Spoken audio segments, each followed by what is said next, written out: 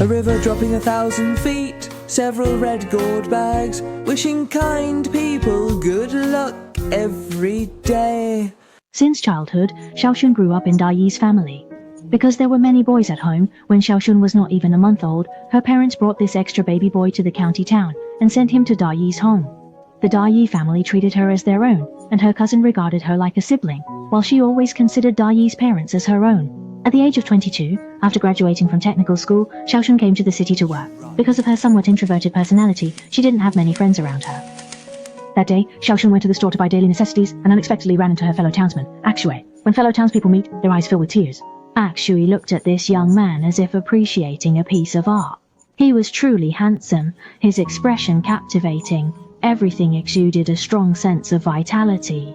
Akshui couldn't help but show concern for the younger brother, asking how old he was, where he worked, and with a bit more warmth if he was in a relationship. Xiaoxun lowered his head, a bit shy, saying, "Sister, I am 22 years old and work nearby."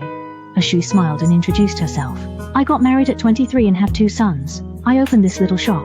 I divorced my husband due to family conflicts 2 years ago, and the 2 sons were each taken by one of us. The older son is in middle school, and the younger son is with my ex-husband. In a blink, I'm already 37, and you're only 22. The 2 of us differ not only in age, but also in generation."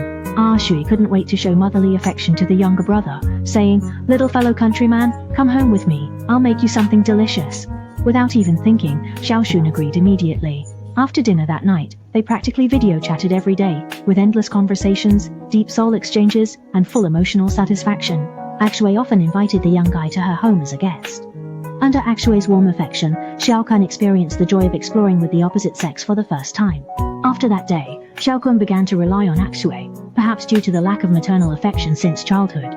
Before long, the 2 openly lived together, and Akshui was beaming with happiness every day, like a different person.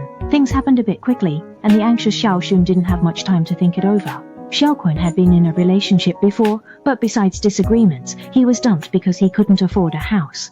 In comparison, being with Akshui feels like being surrounded by a mother's love, offering a greater sense of happiness and security.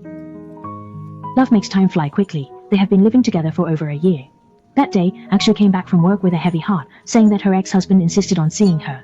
Zhao Qian, being quite understanding, said, "It's about the children, right? Go and see him."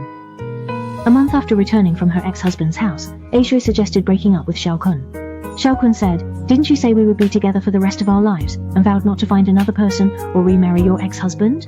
I don't mind that you're older than me. You said you had a ligation, and I didn't insist on you having children for me. I am sincere in being with you, and haven't been with other women. Is there anything I've done wrong by you?" Akshui said the things she said before were all lies. "The age gap between us is too big, and we can't make it to the end. You're so young, you can find a good girl and live a good life. Let's go, even if we never met." Xiaoxun said, "I'm not leaving, I want to be with you."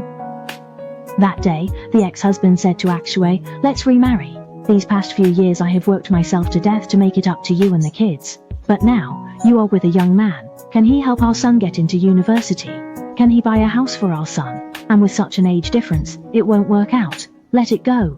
Under the persuasion of relatives, Asia felt that the age difference was too great, and not suitable for marriage, so she planned to quickly cut things off and break up with Xiaoxun. Afterward, Akshui brought up breaking up several times, but Xiaoxun stubbornly disagreed, leading to frequent arguments. Then, Akshui avoided meeting and didn't answer calls. That day, Xiaoxun waited at the child's grandmother's house and finally saw Akshui. Akshui said, "It's impossible, stop entangling, let's part on good terms, help me out, sister." A dignified man, tossed aside like a rag.